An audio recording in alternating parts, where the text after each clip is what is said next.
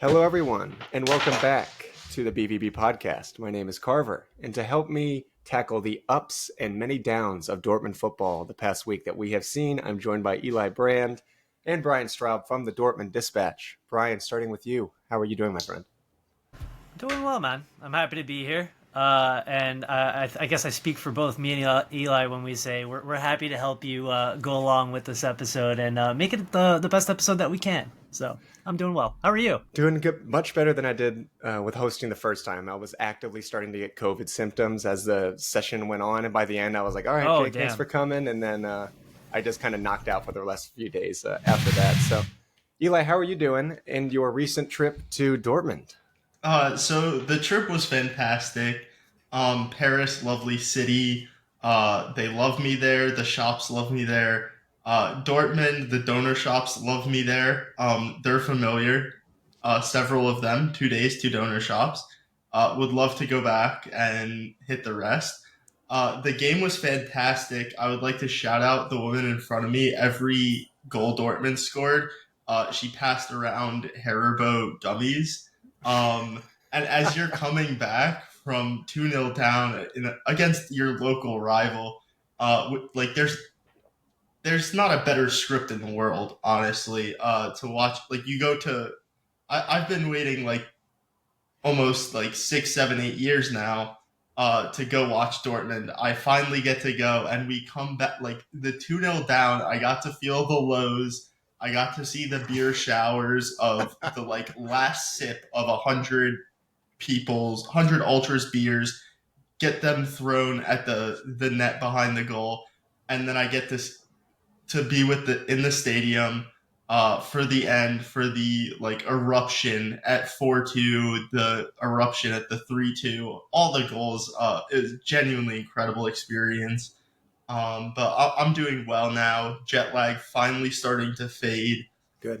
So happy to be here. Man, that's awesome. Yeah, and I know Brian, you've been there too. You mentioned just I feel like I want to speak for all of us here when I say the expectations after so long of being a fan here from the U.S. You know, I was slightly nervous at first if it was going to match those, and not only did it match them, it fucking shattered them through the Blows roof. them out of the water completely. I was blown away. Yeah, it's if anybody ever gets the chance, please. And like you guys mentioned too, like you guys were able to get tickets for pretty cheap both times. I just went on the first market, or maybe it might have been like the secondary market, but much cheaper tickets than a lot of MLS teams here and like national team games for US. So it's relatively accessible, barring the trip there, of course. But that's awesome. I'm glad you were able to experience that.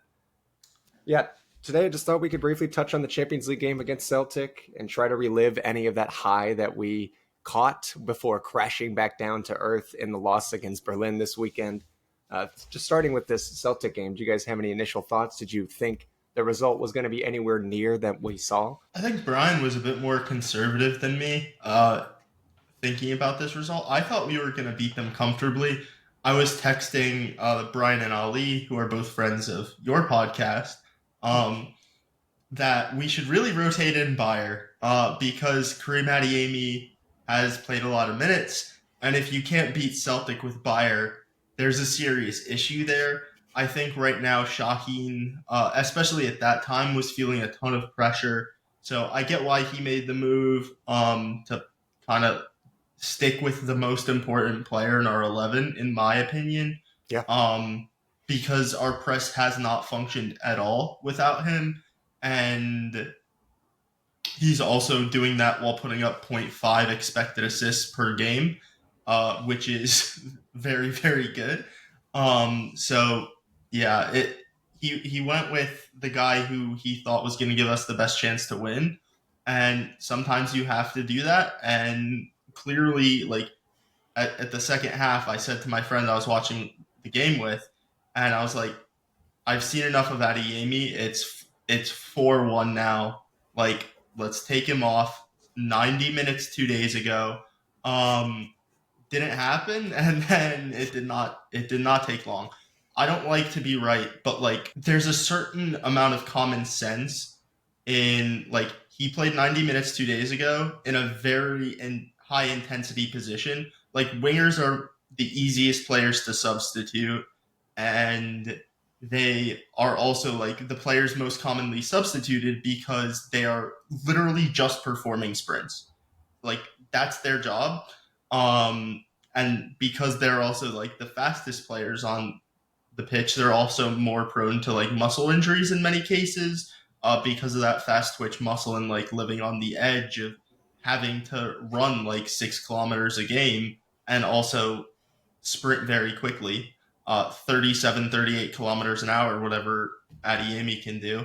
Um, so it's just like common sense things that you kind of have to deal with. Like, okay, you played him, you're winning 4-1, take him off.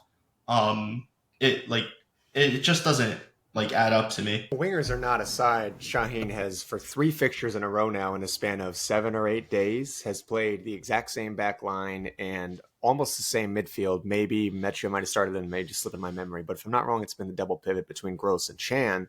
And of course, you want to build consistency in terms of performances. You want to get results, Eli, like you mentioned, when the pressure is building, but you are running that risk. And outside of Adeyemi, you are really running some of those other players in the back line to the ground. Sula could have gotten some more minutes. Of course, Mecha did come on in this Champions League game, but I mean, I would argue probably a little bit sooner, just given the form that he was in. Hell, even a start could have been in question too. But Brian, do you have any additional thoughts to anything? Or Yeah, I mean, with Adiemi, I mean, you're basically running him into the ground. I expected him to play for the first half, and obviously, once he already had that performance that he did, I was like, yeah, it's time to switch him out, give the guy a rest. There was no need to keep him on after that half. We could have just had fresh players come in, avoided the injury. When you're doing sprints the way he does, and then going up to like try and win headers that way, like you're running the risk of straining something, and that's exactly what happened. So it was a risk. Shaheen took it, and it didn't pay off. With regards to Bayer, I was definitely in the camp too that he should have started the game.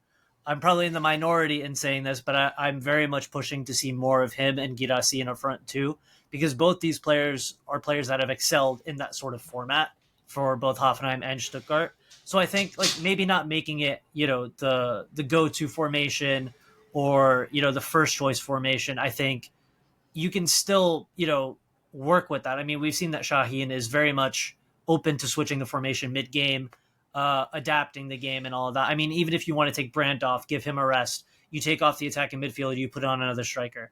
Or as Eli has said before in our conversations, you can play him kind of in those half spaces. So there's options, right? And that gives Bayer more minutes to get into the form you want him to be in, to be a more important player for the team, because we saw a little bit of him in the beginning of the season. Then Girassi comes back, you don't see much of him. I personally don't know if I want to see him playing out wide as much. I mean, push comes to shove at this point, you're kind of going to have to with Duranville and Adeyemi out. I mean, he's one of the main options there at this point. But I do want to see more of that strike partnership, because I do think that him and Girassi can excel with regards to that. and you did see a bit more of that against Berlin, which of course we'll get into. But I just wanted to stick with Celtic for a few more minutes here with Adeyemi's injury. Initially, it was reported 4 to 5 weeks, and now internal reports are suggesting it's going to be closer from 7 to 8. Please, if either of you have seen anything different from that, go ahead. Feel free to fact check. The reliable journalist came out and said 7 to 8 after the tabloids, with all due respect, kind of said the shorter number. So it's probably going to be the longer number. But also, like, with what just happened with Gio Reyna, I would also do a little bit of speculation that they're trying to get away from saying anyone's coming back a little quicker, because once a player like makes a squad, no one really complains about like it being fast unless they get injured. But if a player receives a delay, then all of a sudden there's like a bit more like negative feelings or people being upset. Yeah, I think a lot of people, definitely including myself, saw the initial number and thought like, that's probably pretty conservative given just the luck that Dortmund has had for the last several years in terms of injuries. But yeah, very unfortunate for Adeyemi to find arguably the form of his life. He's had moments here and there at Dortmund, of course, but these past few weeks, you've really seen some genuine improvement in him, not and just in terms of the goal contributions, but I think also just the smaller things. I think his decision making is definitely, there's still room to be improvement there by a lot of stretch, of course, but he is improving in that sense. I'm just working in those tight areas. So, first hat trick is pretty iconic for him. That's, of course, congratulations to him, but it's very unfortunate for him to come off that early. Do you guys have any thoughts about like Celtic's performance in this, and why you guys think we were able to break them down so easily? Is it just as simple as like, I mean, I didn't watch much. I'd said it before. I didn't know too much about Celtic football. I've seen teams under Brendan Rodgers here and there, and they could be a bit more attack minded. And of course, Celtic were, and they got caught here pretty early. But is there anything that else that stuck out to you guys that made us look pretty much unplayable for that night in Europe? Adeyemi scored worldies. I think like that's the biggest difference. It's only like zero 0.4, 0.5, depending on what XG model was used to kind of differentiate us. So like they had chances. Kobel had a really nice save, I think, in the second half after the game was gone. But it's again, like I think Adeyemi has the one shot from like the left-hand side of the box that gets like a little deflection and it beats Schmeichel. Schmeichel has been throughout his career a very, very good shot stopper. But if you look at like him at the end of his time in the Premier League, there was a reason he kind of left the Premier League. And like that happens to every player. He's been a tremendous shot stopper. I mean no disrespect, but some of the finishes from Karim Adeyemi are incredible, and some of them are like maybe a prime, yes, they're incredible, but prime Schmeichel might get to that one off like the turnover. Karim Adeyemi makes an interception at the top of the box and then finishes in the near post. And I'm not like a near post, far post like person. You concede a goal, you concede a goal. You want to concede the least amount of goals, doesn't matter which post. But like prime Schmeichel might make one of the saves on the shots from distance. But like at the Champions League, once a bunch of balls start coming in, Dortmund are just started playing with a ton of confidence. And you look at like the strike from Nemecha, that's again another like worldie where he's hitting like post in, and like the finishes like that. Some nights it just happens like that, and that was clearly one of them. Yeah, we have a lot of magical nights in Europe here, and I just want to make sure real quick, Brian, that Jake puts on the title of this episode that Eli disrespects Schmeichel. That's just going to be still the kid. Brian, go ahead. I'm a fan. That'll get people churning to listen to it, I'm sure. I honestly think that with this performance, Dortmund were looking for a reaction, because the game against Bochum wasn't the reaction we thought it would be. Yeah, we win 4-2 in that one, but you still see a lot of the frailties in that game. I mean, you're watching a team dig itself out of a hole yet again. In this game, they took it by the scruff of the neck and were just like, no, like we're going to win this and going to win it comfortably. And a lot of it, as Eli said, was Karim Adeyemi. And he was a player that was just a man on a mission. I mean, he was doing everything in that game. I mean, winning the ball in the middle of the pitch, rushing towards the box on his own, carrying it, and then just either making a chance or scoring it himself.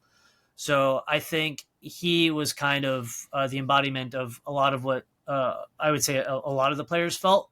The need to show what you're capable of. And that game really shows what Dortmund is capable of. And as we'll, I guess, talk about with the Union Berlin game, I mean, it's a little bit baffling. You get performances like that where it's a 7-1 absolute throttling, and then you get a 2-1 against Union, which I'm not saying in any way is a weak side, because they have started this season relatively well by their own standards. So they're definitely an improvement over what sort of game they played last season. So overall, I think the Celtic game was just a visceral reaction to being like, yeah, we haven't been playing that great in the last prior two games. Let's show them what we're actually capable of. And they did. I just wish they kind of did that week in, week out. Yeah, consistency has been a problem for some time now, and it's a shame that we were not able to build on that really whatsoever. I mean, many of the positives that we did see, of course, Adeyemi was unavailable, but just collectively, you could just tell. I mean, the team, again, lacked the bite, lacked the desire. They're not on the front foot. They're not starting well. Like you mentioned, Brian, I have a quote here that Shaheen said after the Berlin game, saying, "We got off to a weak start to the game. We only stuck to the plan in 1 and 2 scenes.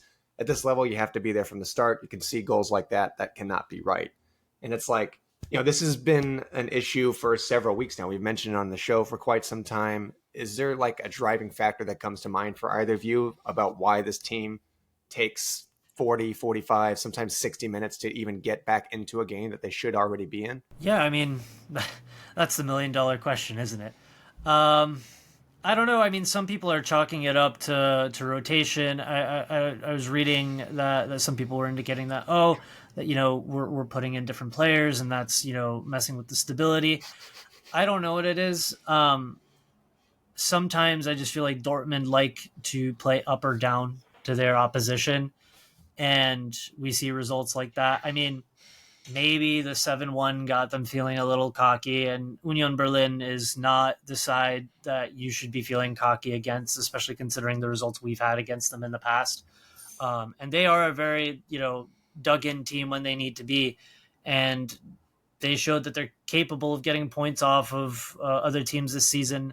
I believe it was Didi Hamann who criticized Dortmund for saying that, or not for saying, but for basically playing against like Union Berlin, who were a relegation side last season. But if you're taking, like, you can't always live in the past. You got to look at the results from this season as well. They're massively improved, and they've shown fight. I believe they either won 3-2 or came back for a 3-3 draw against Hoffenheim recently, actually. And I mean, that shows a level of fight that they're not, just a side that's going to lay down and allow Dortmund to run amok like they did against Celtic. They're definitely, at least in my opinion, a bit more of a physical side than the Celtic side that we played. So there's also that to take into account. But yeah, I mean, at the end of the day, they just need to take every opponent seriously. And just because you beat Celtic 7-1 in the Champions League doesn't mean you can come into this game and, kind of think you're going to coast.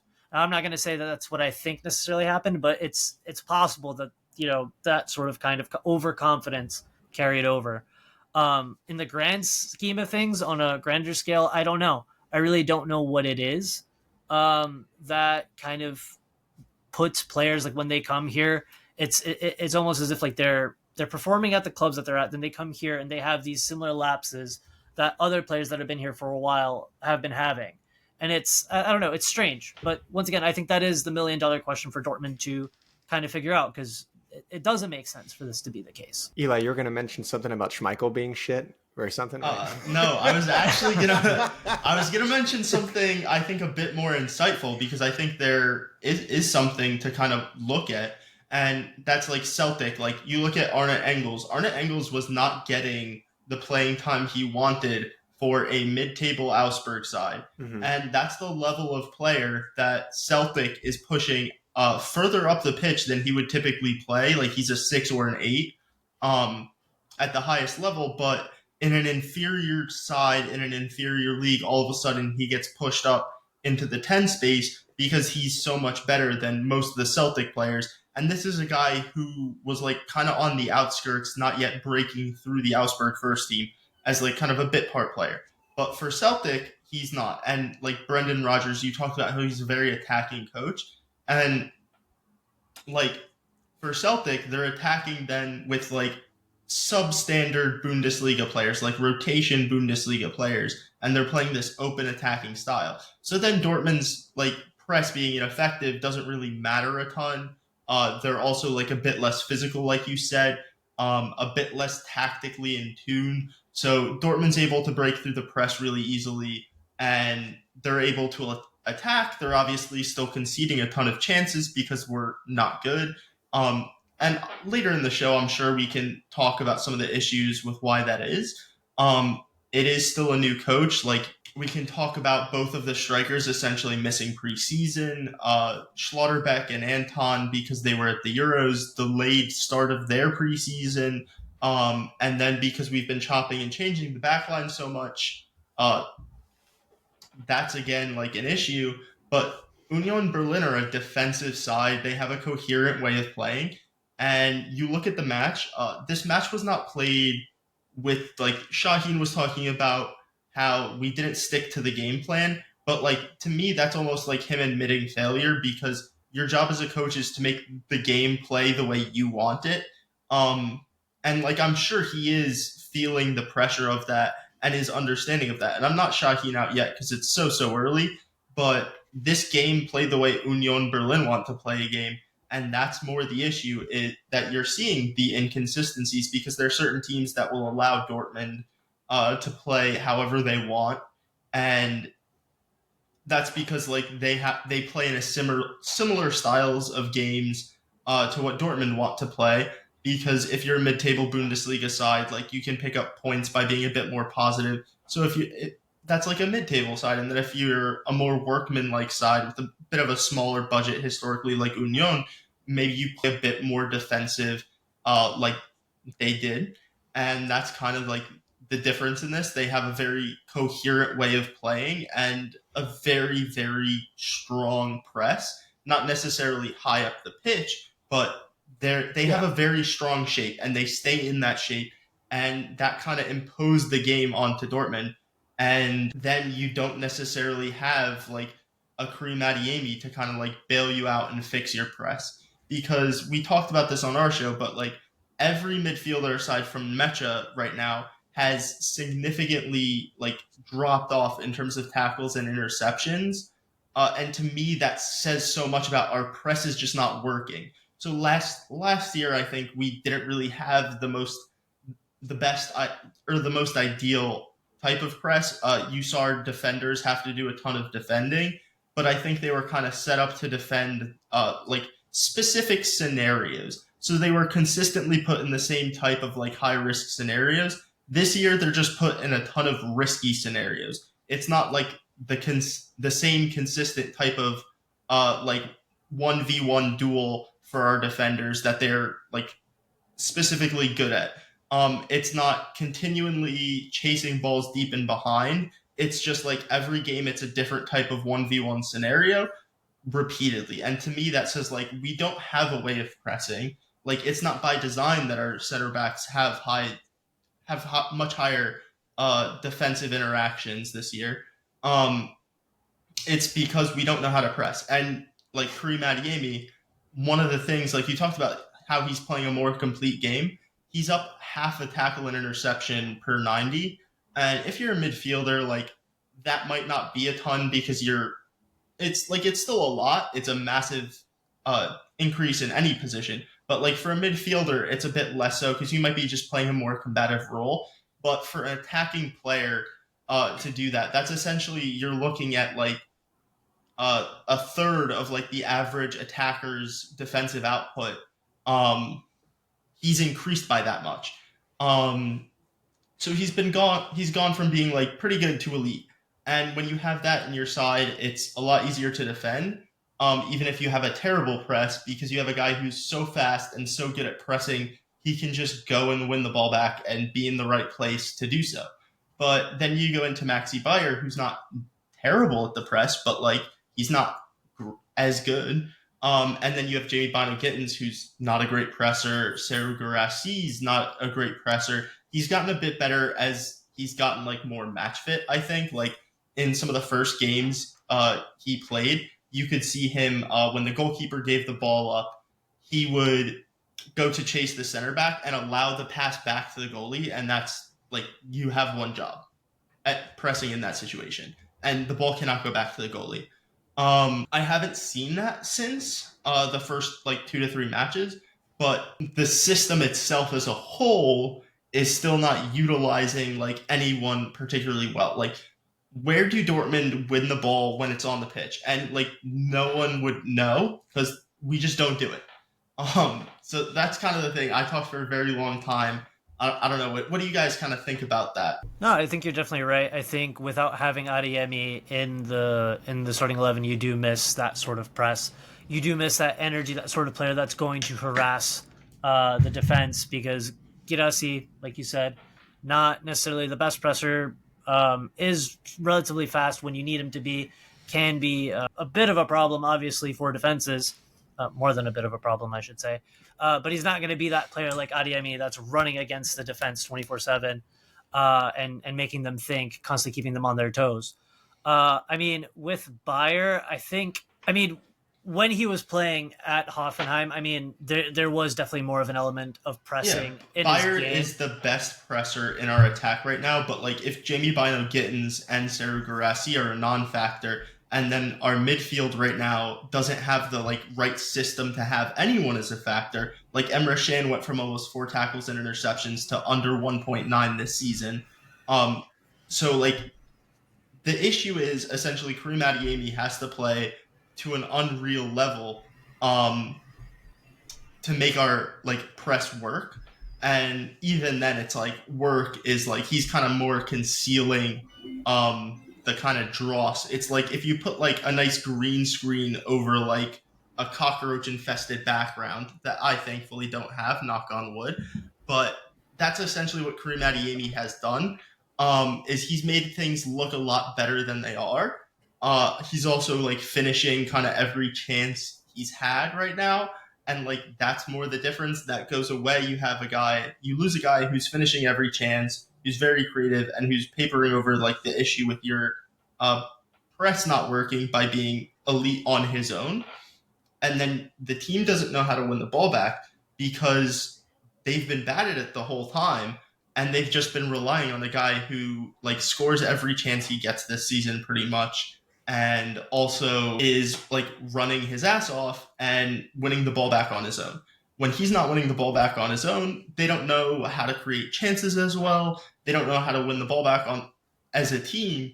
And that's more like my point. It's not necessarily that the fall off with Bayer, who's still our best pressing attacker, is so drastic, but it makes it like harder to play Mullen, for instance, because he doesn't press at all. And like the team needs to find a way to press, whether it's like the midfielders collapsing in or we're dropping off and playing like not pressing at all high up the pitch and literally just dropping into a deep block. Like there needs to be something.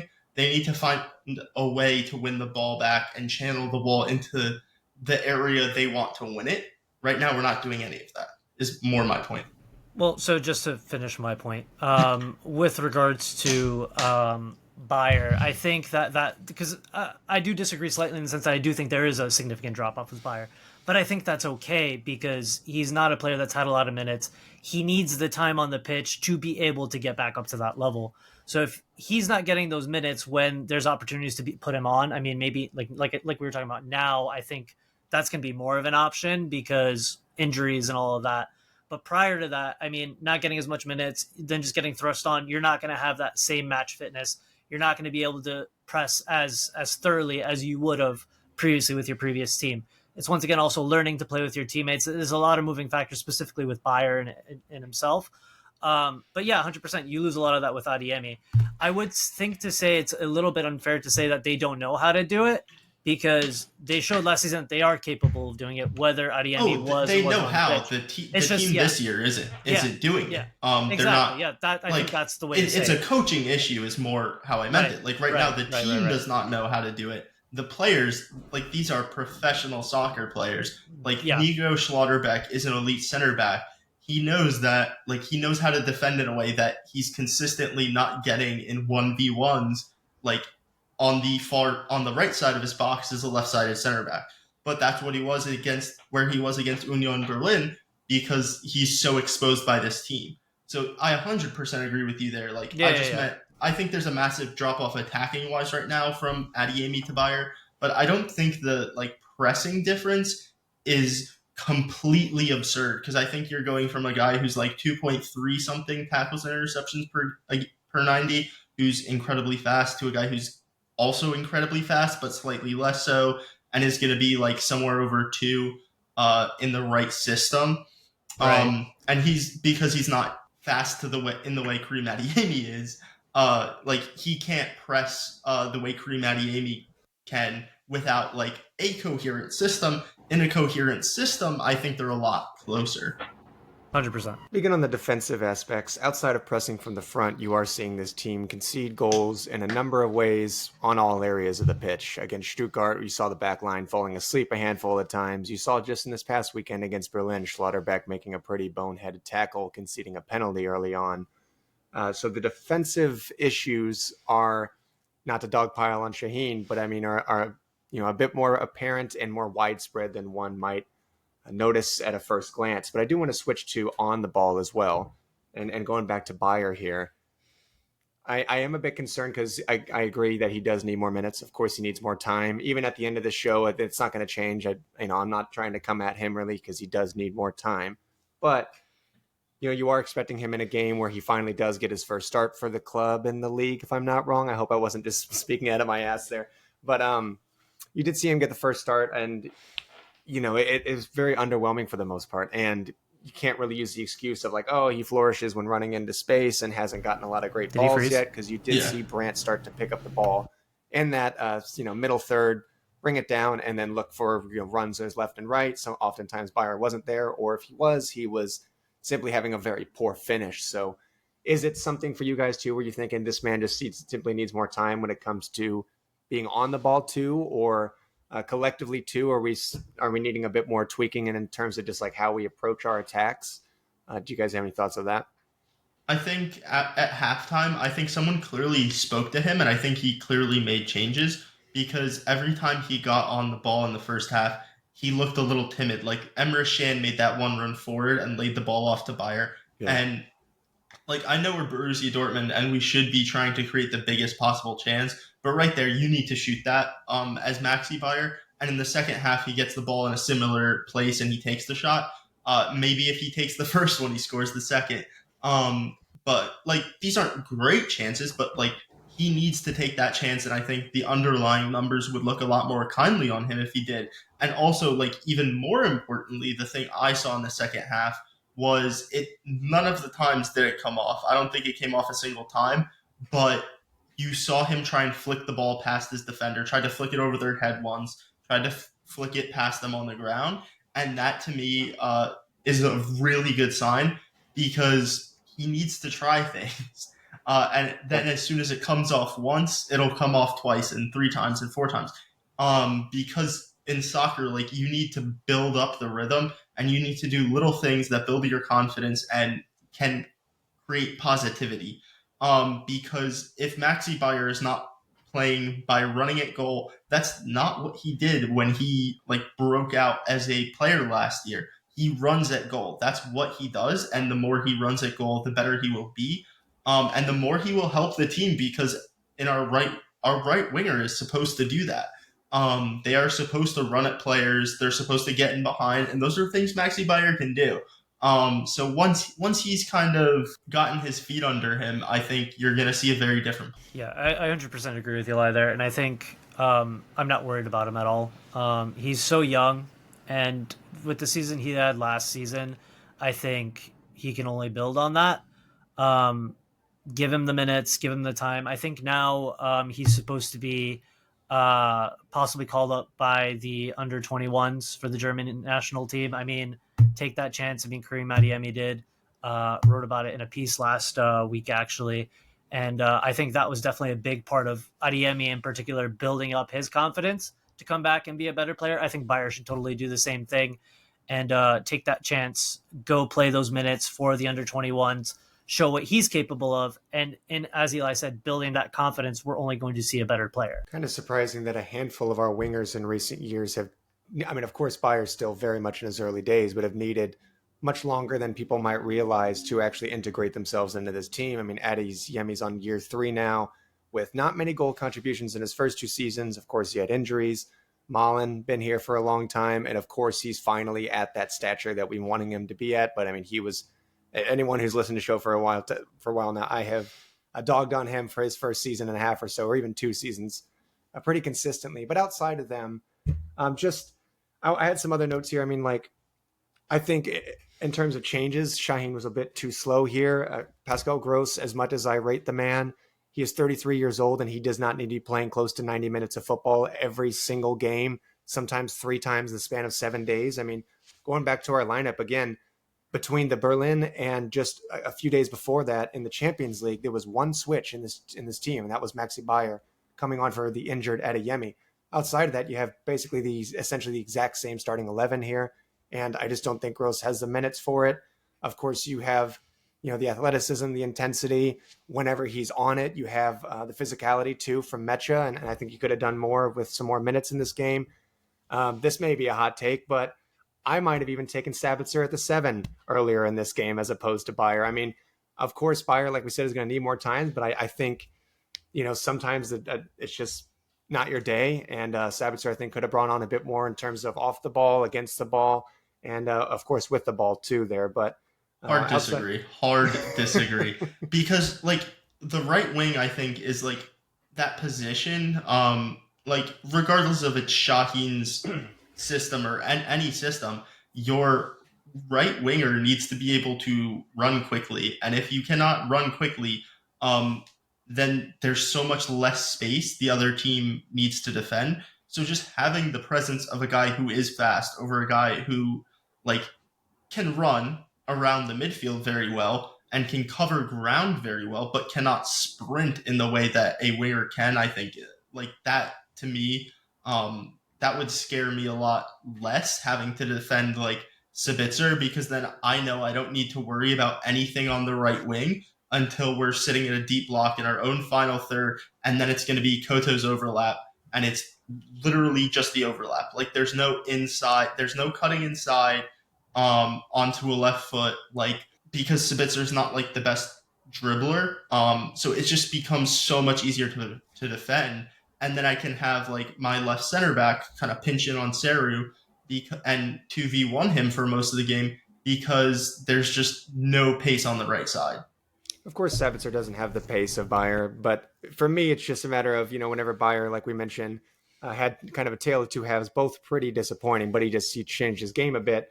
And, when you suffer from that kind of like that tunnel vision of having like a lot of pressure and maybe your first start and your finish is just not going your way, I think the likes of someone who's a lot more experienced, has played at that 7, can pick his head up and maybe find someone else like Brandt, Girassi, of course, or even Kuto too. I mean, we saw him get in a lot of advanced positions this game.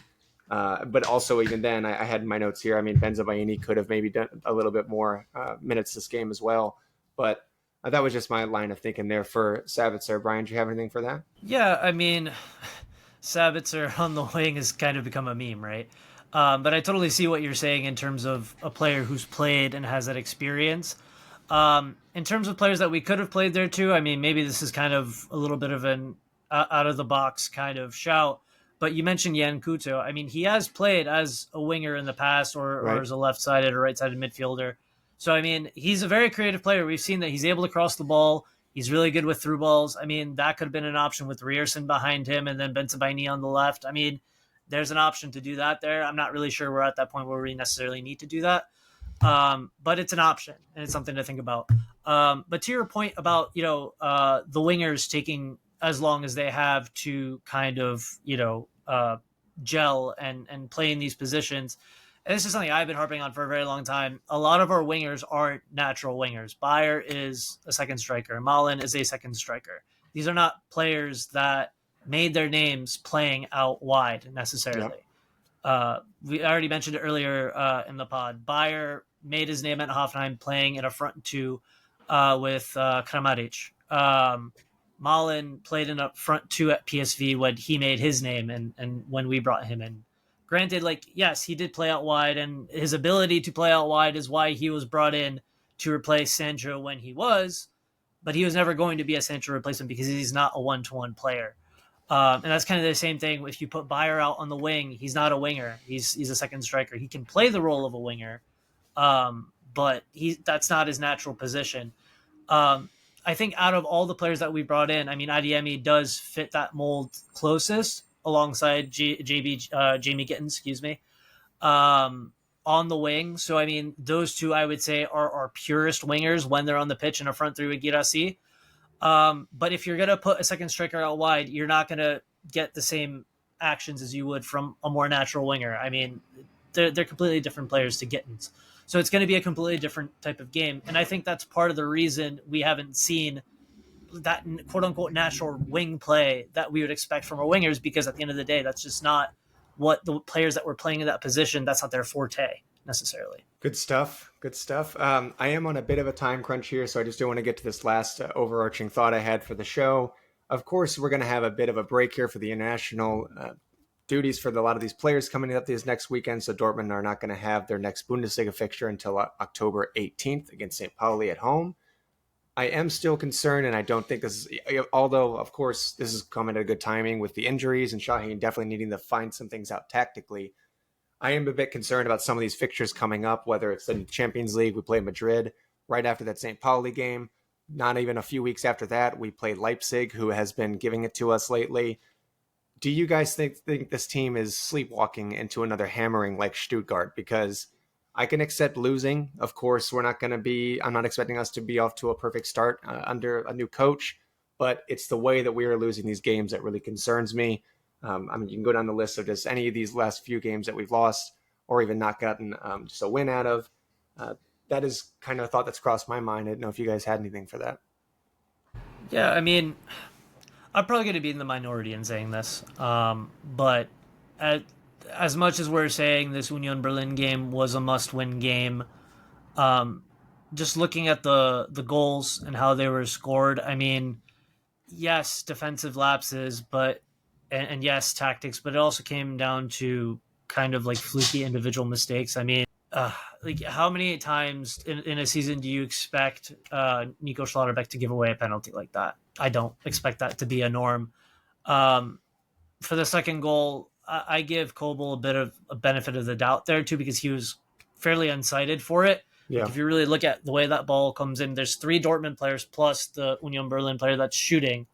Like that player is obscured by his defense, and I think only Girassi or somebody picked his leg up to try and stop it. I think it just came in simply too fast, and Kobel was incited. I think that in a different situation, maybe Kobel saves that, and that's not to excuse the fact that we only scored 1 goal through our left back, no less. But it comes down to kind of what we've been thinking about. I'm still not super worried about this season because we're still only 4 points behind the top spots, so it's not as bad as it's been in previous seasons when we look at the proximity to the positions that we want to be in. And I think if the players continue to buy in to what Shaheen is trying to, kind of convey to them, and the players that we want, that we're talking about, like Bayer, and all the other new players, Girassi, Kuto, Gross, continue to gel with the team, and they sort of continue to learn to play together, I think we start seeing better results. Leipzig will always be a tough game in the Bundesliga because they do have a quality side. It's Leipzig. I don't like to, say nice things about them, but I have to, unfortunately, in this case. But yeah, I mean, Madrid is Madrid. They're not in the best form that they could be right now. So, I mean, if Stuttgart is able to give them a run for their money, we have the quality to do that as well. It really will just depend on what Dortmund decides to show up on the night. And it is a bit of a mixed bag, so I totally understand your concerns. But I'm still not in full panic mode just yet because we are getting into this with a new coach, a new system, new players. Let's ride it out a little bit before we start to panic. So I think we're terrible right now. I think we might continue to struggle, but like there are things to point at that are like very clear things to point at that legitimately, even if Shaheen is the best coach ever, he would still need to kind of make his team work. And if you look at Anton and Schlotterbeck, like we started the season, Schlotterbeck's basically playing as a left back. And it's only in these last like 2, 3 games that we've really gotten to see what we would have on paper, I guess, thought our center back partnership was. And I think that, like, right or wrong, Shaki needs to ride with who he thinks the best 2 center backs are. Because I think if you put in Sula right now, like Schlotterbeck already has 3/4 of a season, full season, playing next to Sula, and I think we'd get better short term. But if Shaheen thinks that we'll be better long term by playing Anton next to Schlotterbeck, then do it by all means, and like let's see them develop that partnership. Let's see them develop that understanding. Like Brian says, he doesn't think that we see Schlotterbeck make that bad a tackle that many times again this season. I disagree on that because last year we saw Mats Hummels with multiple red cards, multiple penalties conceded. So that might be something you see. I think that again, it comes back to the press. Like maybe the players start to figure out what Shaheen's saying. Maybe someone says something, says the same thing a little bit differently, and something clicks for a couple of these guys, and they start to figure it out. And then we know how to win the ball back on the pitch and like get the ball into the right areas because we've seen the attacking talent this team has. So it's really about like, can you make a couple things click? And I think like the bright side of Adeyemi being out is his ability to press, like regardless of the system around him. Like maybe now you start to see how the system actually performs, and Shaheen can maybe tweak it a little bit, and then it starts to work. Maybe the midfield figures out the system and things work. Garassi did not have a preseason. Maybe he starts to develop an understanding. Like you can't just drop. This isn't FIFA. You don't just drop players into the side and they start playing the correct passes to each other. These guys have to learn the type of runs each different player likes to make in order to like play a long pass to some of these guys. And once you get that understanding, then I think things can get a lot better. And like I think you just need to hope that things haven't clicked with the team in terms of hearing Shaheen's message. And they start to hear it and then they figure it out and we start playing better football. And then you have like an understanding between the three attackers and an understanding between your center backs. And you buy Tom Rotha back in January because you don't have a left back and he just cooked your £20 million signing. But I think that there's very simple ways we can get better. It's very hard for us to get worse. But I did say that last year. I guess we did get better towards the end of last year. We made a Champions League final, so maybe I was right there. But like things could definitely get worse. I should say that because like it could get toxic, like it did towards the end of the first half of last season, and it could end with a very bad run of form. But there are so many things that will like almost certainly get better with the amount of new players we have. When you add this many players to your starting 11, it's almost like impossible to get better in the short term.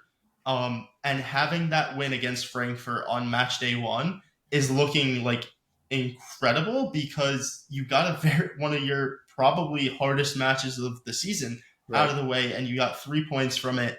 And so maybe now when you like drop 3 points against Union Berlin by playing like shit, then like it makes up for it because we were always going to have these massive betting in problems with a new manager and a new right back and a new right center back and a new midfielder and a new striker, and then Jamie bynoe-gittens coming in as a starting winger now, even though he was already at the club. Now you're looking at like half your team, a new left back in from the last half of last season. Like there were always going to be issues. And having this much turnover, like there was always going to be issues. And maybe that's why the press isn't working, is because you have too many new guys coming in, and maybe in 2 months, it all clicks and they start firing and Adeyemi comes back and then all of a sudden we're really going. But I don't know, like it could also go to shit. Like Shaheen could just be terrible. So Time we'll will see. tell. I do want to say for the record that Ryerson did start at left back this game and score against his old club. So shout out to Ryerson for obviously didn't rescue us the points, but I mean, he did arguably more than JG did that whole time of just his few appearances in those advanced positions on the left-hand side here. Hopefully over these next... Gittens created that goal. What are we talking about? A little under 2 weeks here. Hopefully Shaheen has some time to get with the squad and figure some things out. We have a handful of players out on international duty, including Anton Grosch, Schlotterbeck, Malin, Sabitzer, Kobel, Ryerson, Girassi, Benzabaini, Gittens, and Bayer. Of course, Vachin is as well, but he's not, at the moment seeing many senior minutes. So a lot of players missing, but also still plenty to work with here, and hopefully to get some tweaks and hit the ground running because, again, we do have some hard fixtures coming up here. Guys, thank you for joining me. Of course, again, we'll have the links here for Dortmund Dispatch in the description. Do you guys want to shout out anything for yourselves individually? Nah, just follow our pod as well. Give us a listen. But thank you for having us, Carver. Always a pleasure to be here. Always happy to chat with you here on the BVB podcast. So thanks. Yeah, unfortunate Jake could not make it. But thank you so much for having me. Big thumbs down for Jake for not making it. But thank you for having me. That was from you. I was just Not me, Jake. I would never say that. I was just stating what Except you Carver did did. say it, so own it. Whoa. I'm just like saying like history. Like that was history. That happened. Carver did it, not me. Excuses. Yeah. But no, thank you so much for having us. You have a great podcast. So thank you so much for having us on, and have a good one. Thank you for the kind words. Jake, appreciate you editing this. Have fun. And even though you're on Love you, vacation, Jake. appreciate you. Yeah. We will see you guys soon. Thank you so much.